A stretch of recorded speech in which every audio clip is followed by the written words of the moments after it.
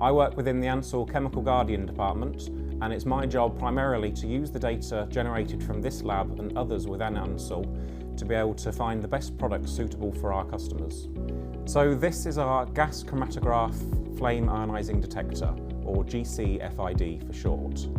This works off a similar principle to the electrical conductivity you would have already seen, in that we have two sides of a cell separated by a piece of fabric, and in one side of that cell we put a chemical, which is also known as the challenge chemical, that then permeates our fabric and is collected on the other side of the fabric. The collection medium takes that sample away to the detector, and through that detector we can quantify and find out how much chemical has passed through the fabric. The main difference between the GC-FID and other detection techniques like electrical conductivity is, although they work on the same general principle of testing, they differ in the types of chemical they can detect. So electrical conductivity can detect non-volatile chemicals, whereas the flame ionising detector can detect volatiles. What we mean by this is it can detect any chemical that can readily evaporate.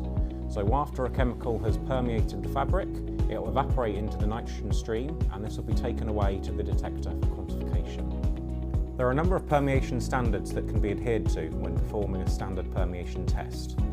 Although they largely run off the same principle, and you can show data for all of these in one permeation test, there are some differences in how the data is calculated and what information is shown in the final report. We're going to go into detail now about some of the ways this information is shown, and the two major ways are in standard breakthrough times and in cumulative permeation. Cumulative permeation differs in reporting to normal permeation data. It can be readily described by an analogy of imagining two cars driving down a road. If this road has a speed limit of 60 miles an hour, the first car drives down this road at 55 miles an hour. After reaching that speed, it travels for the whole journey of 480 minutes and is never stopped by police, as it never goes above the speed limit. This car will travel approximately 440 miles.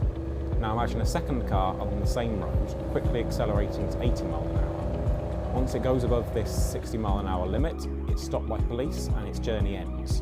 In this case, it only manages to travel approximately 60 miles.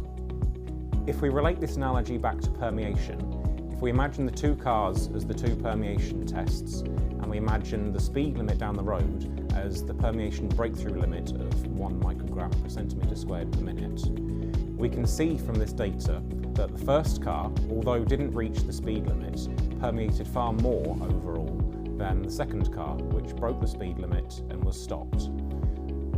This is an important key point to remember, because we can see that permeation is occurring even though breakthrough time may not have been shown. This is why safe use time isn't necessarily the same thing as a breakthrough time.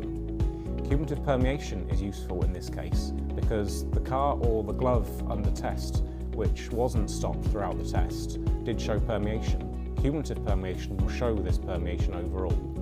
This is why it's important when looking at breakthrough times and other permeation data that this is supplementary information for a risk assessment and shouldn't be replacing a risk assessment altogether. So to summarise, our GC-FID and electrical conductivity are staples of our laboratory to be able to test standard chemicals, both volatile organics and single acids and bases. However, as you'll see from later videos, we at Ansell like to go above and beyond what's standard permeation testing.